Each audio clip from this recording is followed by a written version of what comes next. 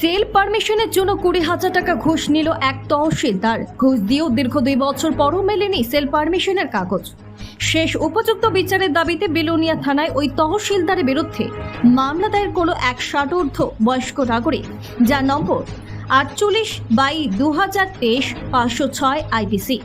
ঘটনার বিভিন্ন জানা যায়, তুষারকান্তি দেবনাথ পিতা মৃত রমেশ দেবনাথ নামে বিলোনিয়া চিত্তামারা এলাকার এক বাসিন্দা তার সহধর্মিনীর উন্নত চিকিৎসার জন্য বহিরাজ্যে চিকিৎসার জন্য তার নিজের এলটি জমি বিক্রির অনুমতি চেয়ে দক্ষিণ জেলার জেলাশাসকের নিকট আবেদন করেন। সেই আবেদন মূলে জেলাশাসক চিত্তামারা তহসিল এর তহসিলদার সুব্রত দত্তকে ঘটনার তদন্তমূলে রিপোর্ট চেয়ে পাঠান। তখনই তহসিলদার সুব্রত দত্ত আবেদনকারী তুষারকান্তি দেবনাথকে ডাকেন তহসিলে যেতে। যাওয়ার পরে তহসিলদার তুষারবাবুকে বলেন রিপোর্ট পাঠাতে গিয়ে 20,000 টাকা খরচাপাতির দাবি করেন। নিজের স্ত্রী চিকিৎসার জন্য শেষ সম্বলটুকু বিক্রির জন্য অনেকটা হয়রানির শিকার হয়ে তিনি 20,000 টাকা রাজি হন এবং যথারীতি টাকাও দিয়ে দেন তহসিলদার সুব্রত বাবুকে। তহসিলদার সুব্রত টাকা নেওয়ার সময় সাক্ষী হিসেবে ছিলেন সন্তোষ চক্রবর্তী নামে এক ব্যক্তি। তার বাড়ি রাজাপুর এলাকায়। বিলোনিয়া থানার পুলিশ ঘটনার সত্যতা প্রমাণ পেয়ে তহসিলদারের বিরুদ্ধে চার্জশিট দেয়। সাক্ষীর পর্ব শুরু হলেই তহসিলদার আজ পেয়ে যায় এই ঘুষকাণ্ডের ঘটনায় তার জেল যাত্রা এক প্রকার নিশ্চিত।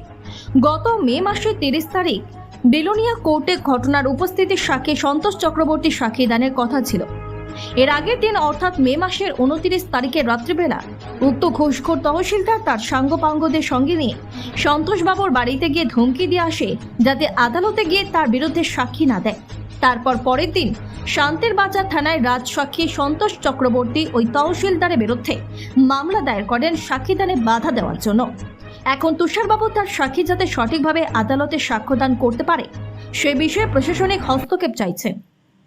কি নাম আপনার? তুষার দেবনাথ। কি হয়েছিল ঘটনাটা? ঘটনাটা হয়েছে আমি কিছু আমার স্ত্রীর অসুস্থতা চিকিৎসার জন্য ওই কত এলোরি সম্পত্তি বিক্রি করতাম চাইছিলাম।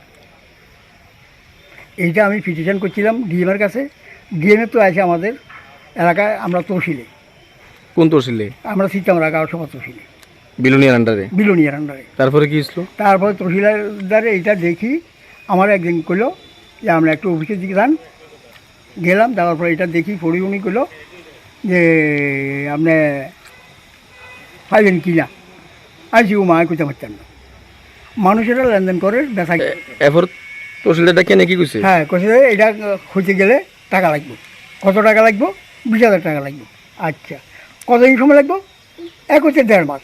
1.5 মাসের মধ্যে এতদিন চলিবার কোনো হদিস নেই। আপনি কি 20,000 টাকা দিচ্ছেন? হ্যাঁ। সাক্ষী কেউ আসলো? আছে। কি নাম সাক্ষীর? সন্তোষ চক্রবর্তী। বাড়ি কোনখানে? বাড়ি হচ্ছে রাজাপুর। তো এরপরে 20,000 টাকা দেওয়ার পর কাজ হয়েছে না? না।